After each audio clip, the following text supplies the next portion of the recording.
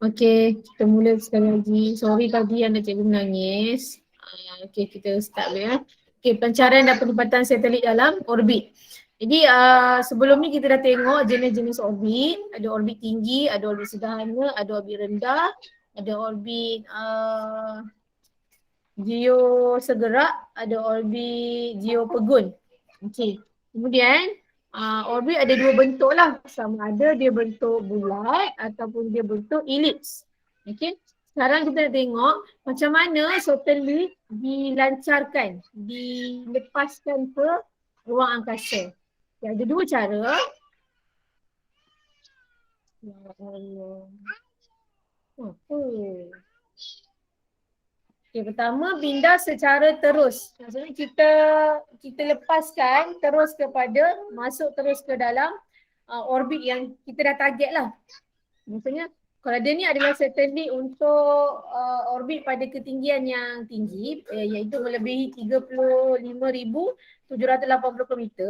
Jadi daripada pusat pelancar tu, kita terus inject dia, terus masuk ke dalam ruang angkasa dan terus ke orbit yang kita sasarkan, iaitu lebih daripada 35,780 tu. Kalau dia adalah jenis orbit tinggi lah. Okey. Lagi satu cara adalah secara orbit pindah Hohmann. Yang orbit pindah Hohmann ni seolah-olah dia ni seolah-olah dilepaskan sebanyak 2 kali. Sebenarnya dia bukanlah kita lepaskan pelancar tu sekali, kemudian pada satu-satu keadaan ada pula orang standby untuk dilancarkan untuk kali kedua. Tidak. Cumanya pembakaran bahan api pada roket tu, pada roket yang nak bawa satelit ni berlaku 2 kali. Itu pertama semasa jarak dia di bahagian apogee, iaitu bahagian orbit yang besar. Kemudian pembakaran kedua akan berlaku semasa di perigee. Okey, perigee dan apogee ni ada dah pada muka surat 237. Telah diterangkan pada kelas minggu lepas. Apogee ni adalah jarak satelit ni paling dekat dengan pusat tengah ataupun tengah-tengah bumi. Dan apogee pula adalah jarak paling jauh yang satelit tu akan pergi kalau dia adalah dalam orbit berbentuk elips lah. Jadi pembakaran yang pertama adalah semasa satelit tu dilepaskan dan dia akan masuk ke dalam orbit kecil, iaitu sekitar bumi saja. Kemudian berlaku pembakaran. Kemudian pada pembakaran di perigee, okey, pada jarak paling hampir dia ada dengan bumi tu, iaitu jarak di perigee, berlaku satu pembakaran menyebabkan satelit ni dia akan akan bergerak dengan lebih jauh lagi. Dia akan bergerak dengan lebih jauh dan dia akan masuk ke bahagian orbit pindah Hohmann. Orbit pindah Hohmann ni kiranya macam orbit tengah-tengah lah. Orbit tengah-tengah yang nak membolehkan satelit ni diinjek lah, macam seolah kita nak lonjakkan dia daripada satu ketinggian yang agak rendah pergi ke ketinggian yang lebih tinggi. Jadi orbit pindah Hohmann tu dia ni seolah-olah jadi macam orbit sementara lah untuk dia pergi lebih laju, untuk dia pergi pada jarak yang lebih tinggi. Okey, bila dia dah masuk pada orbit pindah Hohmann, akan berlaku satu lagi pembakaran di bahagian di apogee, iaitu cikgu salah sebut ke tadi lah? Cikgu salah sebut tadi lah, sorry. Pembakaran pertama adalah di perigee, iaitu bahagian orbit kecil. Pembakaran kedua adalah pembakaran di apogee, iaitu pada orbit besar. Okey. Daripada pembakaran di bahagian orbit besar tu, barulah satelit ni akan masuk ke dalam orbit yang kita target sebenarnya. So ada dua cara lah.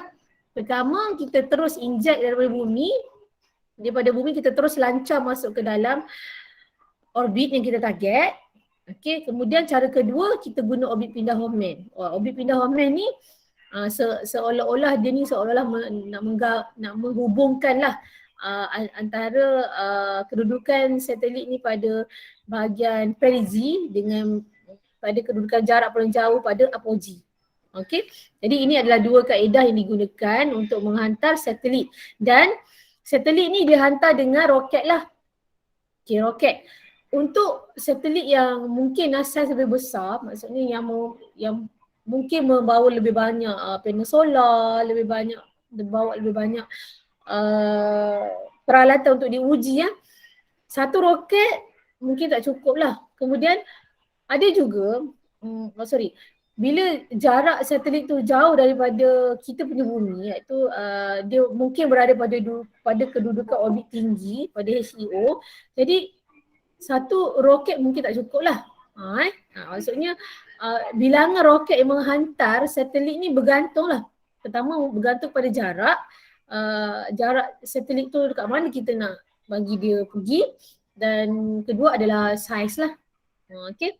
Saiz satelit juga bawa ataupun akan bagi efek lah kepada berapakah bilangan roket yang kita nak guna. Okey Kemudian kita nak habis dah bab ni. Okey, pelancar. Okey, pelancar ada dua jenis. Dia masih menggunakan roket, tapi ada dua jenis. Pertama, kita guna sekali saja. Kenderaan pelancar yang digunakan sekali saja ataupun bahasa Inggerisnya adalah expendable launch vehicle. Expendable launch vehicle ni adalah sekali sajalah. Maksudnya selepas dia hantar satelit ni ke sana, okey, korang pun kalau korang pernah tengok lah live streaming video di Facebook macam mana satelit dilepaskan, satelit dilancarkan, korang akan nampak dia seolah-olah bawa satu je kan. Nanti sampai ke atas baru dia kembang, dia buka dia punya panel solar lah apa semua-semua tu. Okey, jadi pelancar ni kalau kata dia rosak ke ataupun dia pecah ke apa kan, sebab yelah dia nak pergi tinggi kan. Kalau kata dia serpih ke apa semua ke, dia akan jatuh kerana adanya tarikan graviti di bumi sekiranya dia masih berada di kawasan atmosfera. Tapi kalau dia dah terlepas daripada kawasan atmosfera bumi di mana tarikan graviti tu seolah-olah adalah kosong,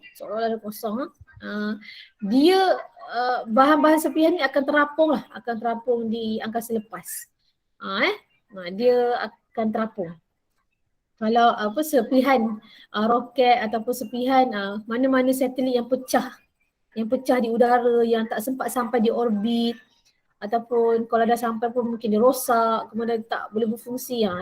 Kalau dia pecah, dia serpih, dia akan berlega-lega lah di ruang angkasa. Dia macam impossible lah untuk masuk balik ke dalam atmosfera, dan sebab kalau dia masuk ke dalam atmosfera, dia akan ditarik ke bumi sebab daya graviti bumi yang kuat ni. Jadi akan ada risiko lah, untuk dia menghempas mana-mana kawasan yang terdedah kepada jarak serpihan tu akan jatuh. Okay, sebab tu kalau perasan semasa Datuk Syed Muzaffar, masa dia nak balik ke bumi daripada ISS nama penuh dia. ISS tu lah. Dia nak balik pada ISS tu, masa dia punya berbola yang bawa dia tu, okey, masa dia nak landing tu, NASA dah alert lah.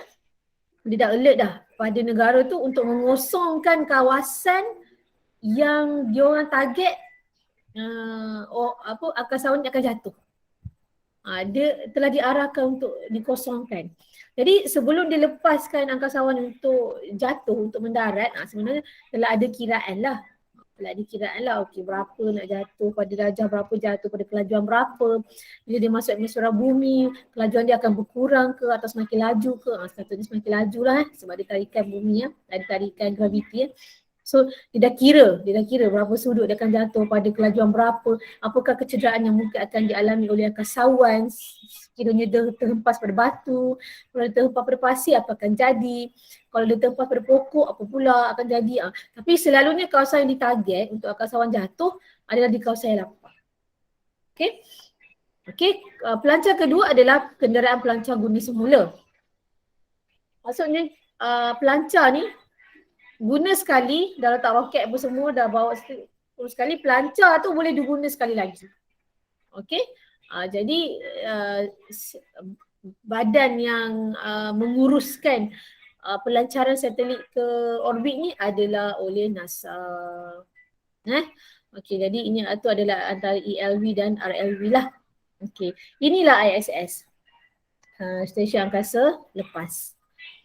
Okey, dan dia ni adalah antarabangsa lah, maksudnya international angkasa apa bahasa Inggeris? S ni station lah. Okey, stesen angkasa antarabangsa ISS adalah hasil usaha daripada 5 agensi angkasa iaitu NASA US, Roscosmos daripada Rusia, JAXA daripada Jepun, ESA daripada Eropah dan CSA Kanada. Dan Datuk Syekh Muzaffar Syukur Al-Masri bin Syekh Mustafa adalah rakyat pertama lah, rakyat Malaysia pertama yang sampai di ISS. Okey, di sinilah dibuat kajian lah, dibuat kajian untuk uji betul ke kalau kita bawa pokok, kalau kita bawa bakteria jenis ni di angkasa lepas ni ataupun di mana kawasan yang kita target, contoh kat bulan ke apa, kita ambil sampel, betul ke bakteria ni boleh hidup? Contoh. Ataupun kalau kita bawa air ataupun kita bawa air di kawasan ni, okey, macam mana, apa yang akan terjadi? Dia ambil sampling pada mana-mana tempat yang dia rasa boleh ambil sampling, dia akan ambil sampling. Daripada sinilah sebenarnya ada idea bahawa planet Marikh sesuai, ada idea lah planet Marikh ni nak jadikan penempatan kedua selepas bumi, sekiranya bumi penuh. Walau bagaimanapun setelah dikaji, diorang dapati walaupun permukaan Marikh ni macam menyerupai bumi macam tapi dia tak ada air yang besar. Maksudnya dia tak ada laut lah. Dia tak ada laut dan atmosfera dia actually banyak carbon dioxide, which is bila salah satu kawasan ni banyak carbon dioksida, dia akan memerangkap haba. Jadi panas lah.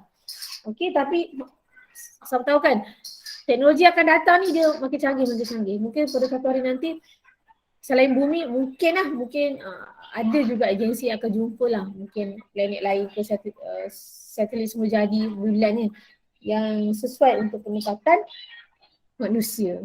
Sekejap.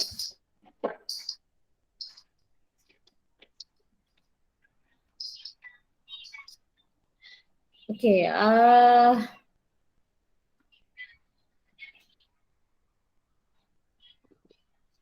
okey, jadi fungsi dan kehidupan angkasawan di ISS lah. Jadi diorang ni dalam tu tiada graviti. Maksudnya dia sentiasa terapung lah. Mungkin dia adalah terapung. Ini adalah beberapa barcode yang korang boleh tengok, boleh scan dan boleh dapat idea lah. Dapat idea bagaimanakah kehidupan angkasawan di sana dan apa yang diorang buat kat sana. Apa yang diorang buat di sana. Habiskan wang berjuta-juta, berbilion-bilion lah untuk duduk di ISS tu, apa yang dia ada di sana. Sebenarnya macam-macam lah cuaca tengok keadaan buat ujian-ujian, kemudian satelit nak tengok macam-macam yang ada di sana lah. Okey, ini adalah satu keadaan yang kita panggil keadaan sifar graviti. Keadaan sifar graviti adalah kawasan yang tiada ataupun tiada kesan ketara daya graviti dirasai, maksudnya dia akan terapung. Okey, contoh keadaan sifar graviti ni adalah keadaan dalam aktiviti terjun udara dalaman. Okey, aktiviti terjun udara dalaman ni bukan yang macam tentera terjun daripada kapal terbang, helikopter tu, bukan. Itu memang ditarik kalau penerjunan yang payung terjun semua tu, memang graviti ada. So lambat laun dia akan jatuh ke bawah juga. Okay, tapi untuk indoor skydiving ni, nampak ni gambar, dia tidak, dia terapung lah. Terapung. Mesti dia terapung. Okay. Peserta terjun udara dalaman akan terapung dalam udara dan merasai keadaan sifar graviti. Jika ini berlaku kerana daya tujahan yang dihasilkan oleh tiupan udara ke atas sangat kuat dan nilai dia adalah sama dengan berat tapi pada arah pertangan. Okey. Berat badan kita punya berat badan akan sentiasa ke arah bawah. Maksudnya Kita punya berat badan ni ke bawah, arahnya ke bawah. Okay, daya kita tu ke bawah sebab ada tarikan graviti.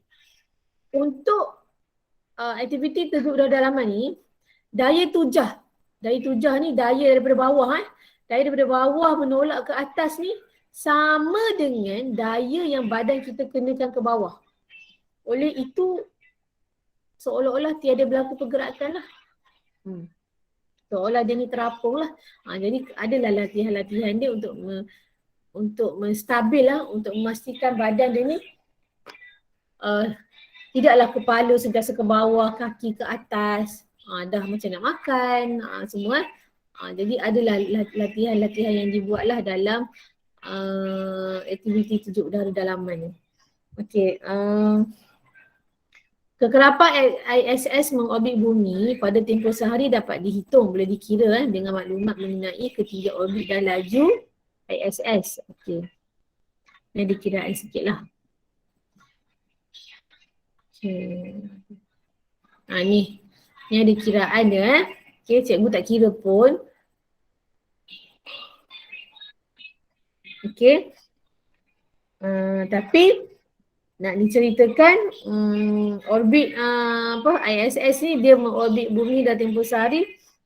Satu hari kena port dengan tempoh orbit dulu. So nak dapat tempoh orbit ni kena dapat dulu panjang orbit dan laju satelit lah. Which is dia tak ada lah. Okay. Okay, tengok menjejaki kedudukan stesen angkasa dengan menggunakan aplikasi telefon pintar. Okay, ini cikgu pun baru baca lah minggu lepas dan tak tahu boleh sebenarnya kita boleh detect kat mana kedudukan satelit, kedudukan stesen angkasa. Okay, jadi ini ada satu gambar. Okay. Perhati dan kenal pasti kedudukan ISS dan pemerhati dalam gambar foto tangkapan skrin pada telefon pintar. Okey, ini adalah smartphone lah telefon kita yang sekarang ni. Okey. Ini adalah screenshot tangkapan skrin pada telefon pintar telefon kita yang sekarang ni yang menunjukkan kedudukan pemerhati. Pemerhati ni kita lah. Okey, kita menggunakan handphone tu. ISS ni ISS dan orbit dia. Ni orbit dia. Cikgu pun tak tahu Cikgu pun tak tahu. Rupanya kita boleh detect kat mana kedudukan ISS ni kan dan kat mana dia punya orbit. Cikgu pun tak tahu. Okey. Tapi siapa-siapa nak try bolehlah guna Maps, Google Map tu Okey. Entah, ya ke guna Google Map? Kan tahu guna apps lain Cikgu pun tak sure. Okey. Kemudian okey, kesan perkembangan pesat dan teknologi angkasa lepas. Okay, kenapa kita kaji? Okay, kita kaji sebab kita nak first to gain knowledge lah, sebab kita nak dapatkan ilmu tentang angkasa lepas. Okay, kemudian sebenarnya efek ataupun kesan ataupun apa yang kita dapat selain daripada maklumat-maklumat yang diperoleh daripada data, maklumat ataupun data yang diperoleh daripada ISS ni, ada juga benda lain lah. Okey, pertama, bahan buangan di angkasa lepas ataupun space junk semakin bertambah. Okey, mari kita tengok what is a space junk. Okey, ini adalah space junk pada orbit geosegerak GSO. Okey, setiap titik mewakili satelit atau space junk. Setiap titik. So boleh bayang tak ada berapa ribu juta satelit kat sini? Banyak. Okey, banyak. Banyak Okey, bahan buangan di angkasa lepas atau space junk merupakan satelit yang tidak berfungsi. Okey, macam cikgu cakap tadi, satelit yang rosak. So dia nak patah balik ke bumi tak boleh sebab dia berada di kawasan yang tak ada graviti. So dia tak akan masuk ke dalam atmosfera bumi. Dan bersyukurlah dia tak masuk dalam atmosfera bumi. So kalau dia masuk ke dalam atmosfera bumi, dia akan ditarik ke bawah. So dia akan jatuh. And kita tak tahu kat mana dia jatuh. Kalau dia rosak kan, kita punya sistem sonar, kita punya sistem radia pengesan kita tak boleh detect lah kalau satelit dah rosak. So kita tak tahu pun dia akan jatuh kat mana. Apakah kecelakaan yang akan dia bawa. So dia terabur, dia berada di angkasa lepas. Okay, selain pada satelit yang tidak berfungsi, bahagian ALV yang telah digunakan, yang tadi tu, yang cikgu cerita tu, pelancar yang sekali guna tu, serpihan satelit yang dihasilkan daripada pelanggaran antara satelit. Satelit ni banyak. Malaysia pun kita ada MISAT 1, kita ada Tiong 1. Apa lagi kita ada? Malaysia punya satelit. Kita ada macam 5 satelit kalau tak silap lah. Tak ingat dah. Tak boleh. Kemudian satelit-satelit ni banyak dan mungkin ada antara orbit-orbit tu berselisih. Ataupun mungkin ada tiba-tiba satelit ni dia punya panel solar dah rosak. Jadi tak boleh supply banyak elektrik. Jadi kelajuan dia berkurang. Dia dah tak ikut kelajuan ataupun pada orbit dia sepatutnya. So bila kelajuan dia berkurang, dia akan terkeluar dari orbit. So, bila dia terkeluar dari orbit, dia akan berlanggar dengan orbit dengan satelit yang lain. Jadi pelanggaran antara satelit ni pun boleh menambah bilangan space junk yang ada dalam angkasa lepas. Kemudian roket yang habis dibakar, roket yang ELV tadi tu, dia dah bawa, dia dah lancarkan satelit sampai ke satu ketinggian yang telah ditetapkan oleh mesin. Lepas satelit tu berpisah daripada badan roket tu, roket tu bukan patah balik habis dia duduk dia terabur lah di angkasa lepas. So kalau katakan roket ni, angkasa lepas tak ada graviti, so dia terapung. Tiba-tiba terlanggar dengan satelit tadi yang kelajuan berkurang tu. Sebab dia punya panel solar dah rosak. Melanggar. Serpih. So terabur lagi. Macam tu lah. Dan menurut pemerhatian yang dibuat oleh pihak pengamatan space junk dari NASA, 95% daripada beribu-ribu objek buatan manusia pada orbit rendah bumi, orbit rendah yang low paling rendah sekali iaitu pada ketinggian 180 hingga 2000 km ni, 95% ni adalah daripada bahan buangan di angkasa lepas. Bahan buangan angkasa lepas lah. Semakin banyak space junk, semakin tinggi risiko pelanggaran satelit dengan space junk. Ya, betul. Terlalu banyak serpihan yang ada di dalam di angkasa lepas, maka serpihan ni bila dia dalam saiz yang lebih kecil, maka dia terapung dia lagi dahsyat lah terapung dia kan. So katakan satelit berlanggar, mungkin satelit punya solar panel yang berlanggar, so solar panel terkoyak, terosak, kelajuan berkurang, terkeluar berlanggar lagi, so dia akan create banyak sangat space junk lah. Lagi satu, hal ini juga menerangkan bahawa satelit cuaca GOES lazimnya berubah orbitnya beberapa kali supaya dapat mengelakkan pelanggaran dengan space junk. Jadi ada satelit, contohnya adalah satelit cuaca, dia ni orbit dia akan berubah lah supaya nak mengelakkan pelanggaran dengan space junk. So kalau dia ada kebolehan berubah tempat tu, maka jangka hayat dia lebih lama lah. Kemudian ada satu perkara yang baik daripada kesan perkembangan ni. Pertama iaitu peningkatan aktiviti penyelidikan dan pembangunan. Kemajuan dan perkembangan dalam teknologi yang selepas meningkatkan aktiviti penyelidikan dan pembangunan seperti kesihatan manusia, respons terhadap perubahan dan bencana cuaca ni yang paling kritikal lah. Cikgu rasa memang efek besar lah respons terhadap perubahan dan bencana cuaca. Bayangkan zaman-zaman dulu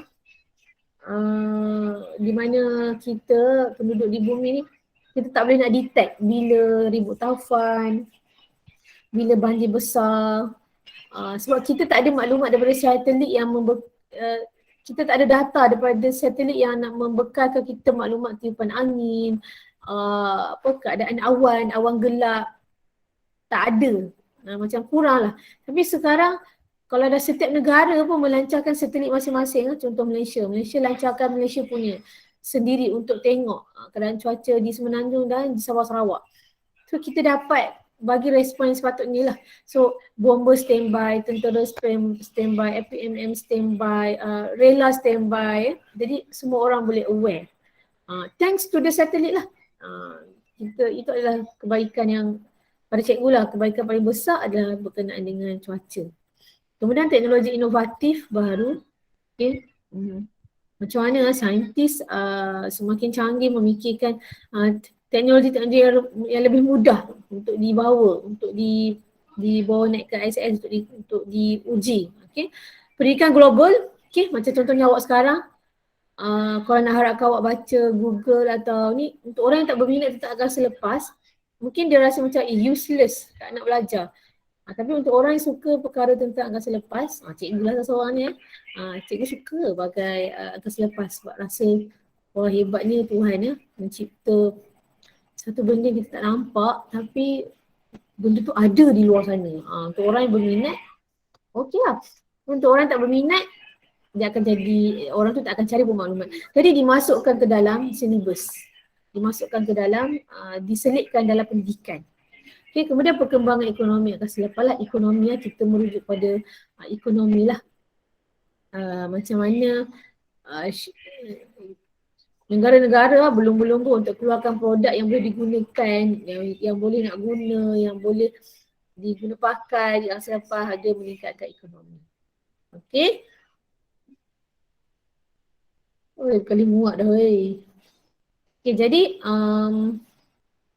last sekali hari ini adalah tentang sistem penentu sejagat iaitu Global Positioning System ataupun GPS. Okey, cikgu masuk juga bab ni sikit sebab nak habis dah.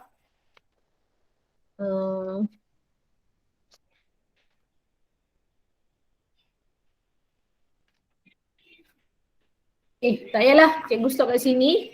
Okey, ada soalan nak tanya?